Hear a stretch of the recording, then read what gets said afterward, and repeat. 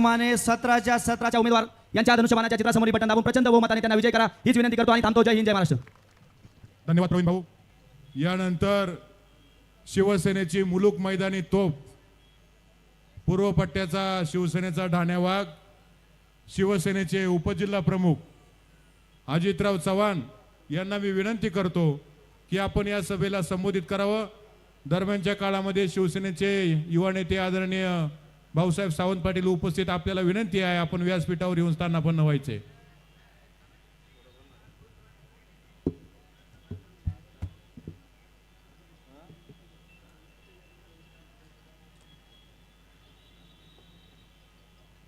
हिंदू हृदय सम्राट शिवसेना प्रमुख बाळासाहेब ठाकरे, महाराष्ट्राचं आराध्य दैवत छत्रपती शिवाजी महाराज, आई तुळजाभवानी आणि पवित्र भगवा ध्वज यांना सर्वात प्रथम मानाचं वंदन. आज खऱ्या अर्थानं मंचर नगरपंचायतची ही पहिलीच सार्वत्रिक निवडणूक या ठिकाणी संपन्न होणार आहे आणि या निवडणुकीच्या निमित्तानं महानिर्धार मेळावा या ठिकाणी आयोजित केलेला आहे. शिवसेनेच्या धनुष्यबाणाच्या नगराध्यक्षाच्या उमेदवार राजश्रीताई गांजाळे यांच्या विजयावर शिक्कामोर्तब करणारी आजची ही सभा आहे आणि या सभेच्या निमित्तानं आपल्या सर्वांना मार्गदर्शन करण्यासाठी थोड्याच वेळामध्ये ज्यांचं आगमन या ठिकाणी होतं आहे ते महाराष्ट्राच्या तमाम लाडक्या बहिणींचा लाडका भाऊ अशी ज्यांची ओळख आहे ते महाराष्ट्राचे माजी मुख्यमंत्री आणि विद्यमान उपमुख्यमंत्री शिवसेनेचे मुख्य नेते एकनाथजी शिंदे साहेब थोड्याच वेळामध्ये या ठिकाणी येणार आहेत. मंचावर उपस्थित किल्ले शिवनेरीचे दमदार आमदार, आपल्या सर्वांचे मार्गदर्शक आणि या मंचर नगरपंचायतचे प्रभारी म्हणून ज्यांची पक्षाच्या वतीने नेमणूक आहे ते सन्माननीय शरददादा सोनवणे, सन्माननीय संपर्क प्रमुख विकासराव रेपाळे, त्याचप्रमाणे उपस्थित सुलभाताई असतील, भगवानराव असतील, सर्वच रमेश भाऊ आणि सर्व उमेदवार, सचिनराव बांगर, प्रवीण शेठ थोरात, मंचावर उपस्थित सर्व मान्यवर आणि समोरच्या बाजूला अतिविराट संख्येनं उपस्थित असणारे सर्व मंचरकर वासीय, सर्वांना जय महाराष्ट्र. खरं तर या मंचरचा इतिहास जर आपण सर्वांनी पाहिला तर हे मंचर म्हटलं की स्वर्गीय लोकनेते किसनराव बानखिले असतील किंवा स्वर्गीय आमदार शिवाजीराव बेंडे असतील, हरिभक्तपरायण मोरडे अण्णा गुरुजी असतील, धर्मवीर चंद्रशेखरांना बानखिले असतील किंवा तमाम शिवसैनिकांचे खऱ्या अर्थानं ज्यांना साहेब म्हणून संबोधलं जायचं असे स्वर्गीय अविनाशजी रहाणे साहेब असतील, या सर्वांच्या विचारांवर चालणारं हे मंचर आहे. शिवसेना आणि मंचरचं एक अतूट नातं त्या ठिकाणी राहिलेलं आहे. हिंदू हृदय सम्राट शिवसेना प्रमुखांनी शिवसेनेची स्थापना केली आणि पुणे जिल्ह्याच्या या आंबेगाव तालुक्यामध्ये जर पहिली शाखा कुठे उघडली असेल तर ती या मंचर नगरीमध्ये उघडली आणि त्यानंतर आंबेगाव तालुक्याच्या ग्रामीण भागामध्ये ती फोफावली. आज जवळपास 1922 साली या मंचरमध्ये ग्रामपंचायतची स्थापना झाली आणि 100 वर्ष 2022 साली त्या ठिकाणी पूर्ण झाली. 100 वर्षाच्या कालखंडामध्ये ग्रामपंचायत अस्तित्वामध्ये असताना सर्वाधिक काळ या ग्रामपंचायतमध्ये जर सत्ता कोणाची राहिली असेल तर ती शिवसेनेची राहिलेली आहे, धनुष्यबाणाची राहिलेली आहे, लोकनेते किसनराव बानखिलेंची राहिलेली आहे आणि अशा या नगरपंचायतची ही पहिलीच निवडणूक या ठिकाणी नगरपंचायतीची आज आपण या ठिकाणी सामोरे जातोय. खरं तर आम्हाला काही दिवसापूर्वी एका पक्षातल्या अर्ध्या हळकुंडानं पिवळ्या झालेल्या कार्यकर्त्यांनी आव्हान दिलं की शिवसेनेमध्ये जर खरंच दम असेल तर त्यांनी पॅनल लावून दाखवावा आणि माझं आज त्यांना जाहीर आव्हान आहे की इथं येऊन बघा, आम्ही पॅनलही लावलाय, गर्दी जमवली आणि आम्ही जिंकणार देखील आहोत. आमची लढाई खरं तर तुमच्या विरोधात नाहीच आहे, कारण लढाई कोणासमोर त्या ठिकाणी होते. आज शिवसेनेच्या चिन्हावर लढणारे आमचे सगळे शिलेदार आहेत, परंतु समोरच्या बाजूला जर बघितलं तर त्यांना पॅनल देखील पूर्ण करता आलेला नाही. एकमेकाच्या कुबड्या घेऊन त्या ठिकाणी 2 पॅनल लावलेले आहेत. मग तुम्ही दोन्ही पॅनल त्या ठिकाणी बघा, घड्याळ असेल, कमळ असेल, तुतारी असेल, नाहीतर मशाल असेल, कोणत्याही पक्षाला त्या ठिकाणी स्वतंत्रपणानं त्या ठिकाणी पॅनल लावता आलेला नाही. एकमेव शिवसेना अशी आहे की स्वतःच्या ताकदीवर त्या ठिकाणी आज या ठिकाणी उभी आहे. खरं तर लोकनेते किसनराव वानखेडे यांच्या कुटुंबाचं या मंचरसाठी असणारे योगदान लक्षात घेता सुरुवातीलाच आम्ही त्या ठिकाणी सांगितलेलं होतं की अण्णांच्या कुटुंबामधील जर कोणी व्यक्ती या ठिकाणी उभी राहणार असेल तर निश्चितपणानं या अण्णांच्या प्रती आमच्या मनामध्ये असणारा आदर आणि या आदराप्रती आम्ही त्या उमेदवाराच्या विरोधामध्ये कदापि त्या ठिकाणी उमेदवार देणार नाही. शेवटी आम्ही काजळे ताईंचा फॉर्म यांनी वंदनाताईंचा फॉर्म भरल्याच्या नंतर आम्ही बिनविरोध त्यांना नगरसेवक त्या ठिकाणी केलं आणि किसनराव वानखेडे यांना खऱ्या अर्थानं आदरांजली अर्पण करण्याचं काम या शिवसेनेनं त्या ठिकाणी केलेलं आहे. खरं तर समोरच्या बाजूला वापरा आणि फेका ही नीती त्या ठिकाणी त्या राष्ट्रवादीच्या मंडळींची नेहमीच त्या ठिकाणी राहिलेली आहे. ज्यांनी 40-40 वर्ष या पक्षाची सेवा केली, ज्यांनी 40-40 वर्ष 2-2 पिढ्या या मंडळींची सेवा केली, त्यांना खऱ्या अर्थानं ऐन वेळेला बाजूला सारण्याचं काम त्या ठिकाणी या मंडळींनी केलं आहे. आणि या काय मागितलं होतं त्यांनी तुमची आमदारकी मागितलेली नव्हती. त्यांनी तुमच्या शरद बँकेचे चेअरमन पद मागितलेलं नव्हतं की तुम्हाला त्यांच्या कारखान्याचं चेअरमन पद मागितलेलं नव्हतं. त्यांनी मागितली होती 40 वर्षाच्या निष्ठेचं फळ म्हणजे या नगरपंचायतचं एक छोटंसं नगरसेवकाचं तिकीट तुमच्याकडे मागितलं होतं. परंतु सातत्याने तुमची जी भूमिका राहिलेली आहे वापरा आणि फेका, त्या भूमिकेच्या माध्यमातून तुम्ही ह्या कुटुंबांना, मग थोरात कुटुंब असेल, बानखेडे कुटुंब असेल किंवा मोर्डे कुटुंब असेल, या मोर्डे आणि ह्या तीनही कुटुंबांची प्रतारणा करण्याचं काम त्या ठिकाणी केलं. परंतु शिवसेनेनं मात्र निश्चितपणानं यांना न्याय देण्याचं काम केलेलं आहे. खरं तर काही दिवसापूर्वी जर बघितलं आपण, अनेक मंडळी त्या ठिकाणी आमच्या शिवसेनेचं, विशेष करून या मंचरमधल्या अनेक शिवसेनेच्या कार्यकर्त्यांनी राष्ट्रवादीत प्रवेश केला.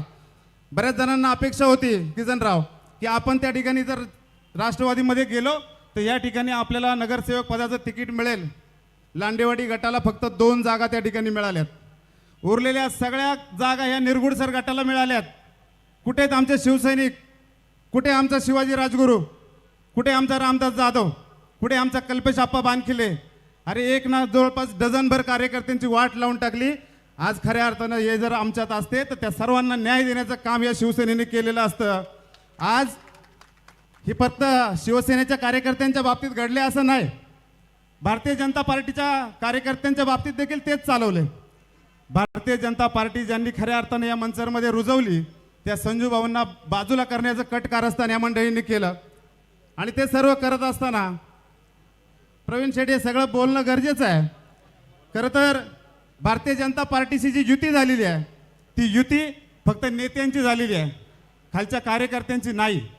खालच्या कार्यकर्त्यांचं काय म्हणणं एकदा तुम्ही गल्लीमध्ये फिरताना तुम्ही खाजगीमध्ये विचारून बघा. ही सगळी मंडळी त्या ठिकाणी शिवसेनेच्या पाठीमागे आहेत.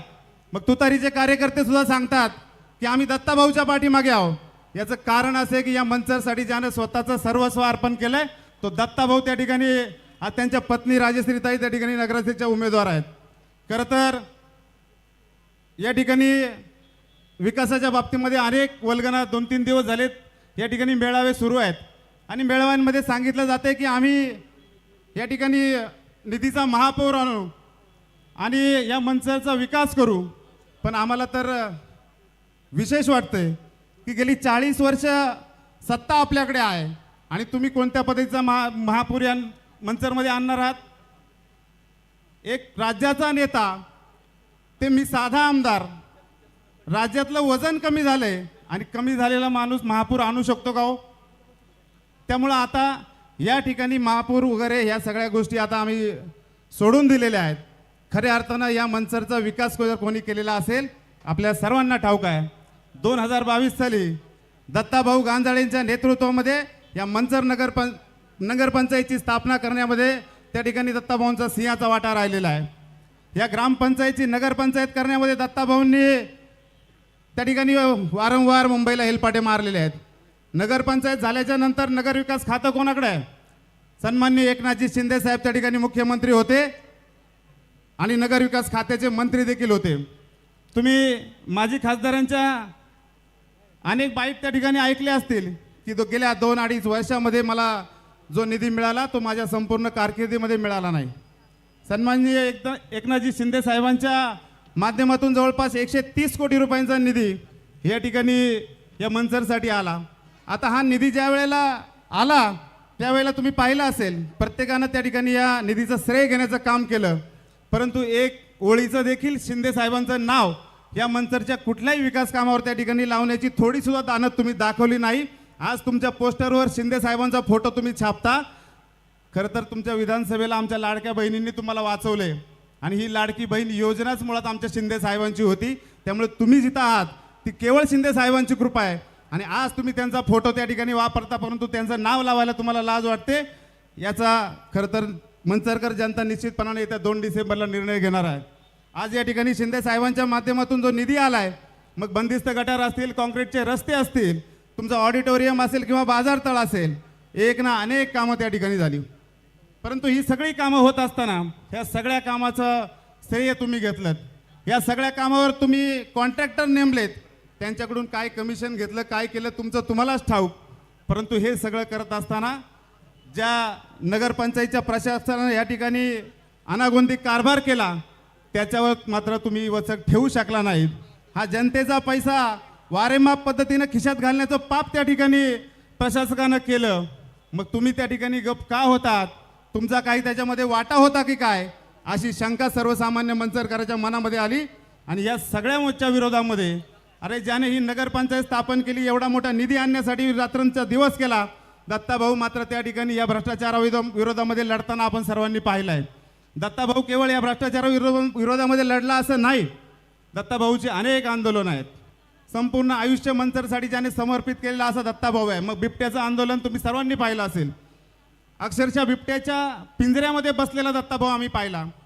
मराठा समाजाच्या आरक्षणासाठी आठवडाभर 15 दिवसाचं आमरण उपोषण करणारा दत्ताभाऊ आम्ही त्या ठिकाणी पाहिलेला आहे.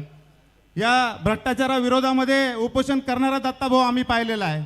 एक ना अनेक आंदोलनं त्या ठिकाणी दत्ताभाऊनं केली, ती फक्त तुमच्यासाठी मंचरच्या सेवेसाठी त्या ठिकाणी केलेली आहे. आणि सर्वांनी आपापल्या भाषणामध्ये सांगितलेलं आहे, मी वेगळं सांगण्याची आवश्यकता नाही.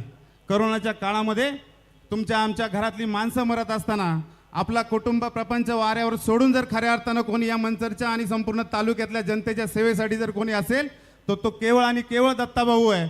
म्हणजे केवळ मंचरचाच नाही, मग तो जुन्नरवरून एखादा आलेला हे असेल, रोगी असेल किंवा पेशंट असेल किंवा आमच्या अवसरीचा पेशंट असेल, कुठेही त्या ठिकाणी कोरोनाच्या माध्यमातून जर मृत्यू झालेला असेल तर हक्कानं एक नाव त्या ठिकाणी समोर यायचं आणि जवळपास 150 मृतात्म्यांना त्या ठिकाणी अंत्यसंस्कार करण्याचं काम दत्ताभाऊनं त्या ठिकाणी त्या कुटुंबांचा प्रतिनिधी बनून त्या ठिकाणी केलंय.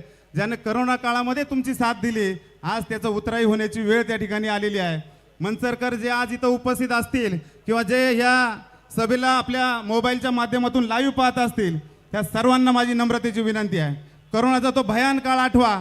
तुमच्या मदतीला ज्यानं तुम्हाला मदत केली, आज त्याच्यावर वेळ आलेली आहे. त्याच्या मदतीला तुम्ही सगळेजण येणार की नाही? एकदा सगळ्यांनी हात वर करून सांगायचंय, दत्ताभाऊच्या मदतीला तुम्ही सगळे येणार की नाही? राजश्रीताईंना साथ देणार की नाही? मी उपस्थित सर्वांचं मनापासून या ठिकाणी आभार व्यक्त करतो आणि सर्वांना आवाहन करतो की येत्या 2 डिसेंबरला धनुष्यबाणाच्या चिन्हासमोरचं बटन दाबून शिवसेनेच्या 16च्या 16 आणि नगराध्यक्षपदाच्या उमेदवार राजश्रीताई गांजाळे यांना भरघोस मताने या ठिकाणी बहुमताने विजयी करायचे आणि या मंचरच्या पहिल्या महिला नगराध्यक्ष होण्याचा मान या ठिकाणी शिवसेनेला द्यायचा आहे. एवढं बोलून या ठिकाणी थांबतो. धन्यवाद. जय हिंद, जय महाराष्ट्र. धन्यवाद अजितराव. दरम्यानच्या काळामध्ये पिंपळवडी गावचे सरपंच मयूरभाऊ पवार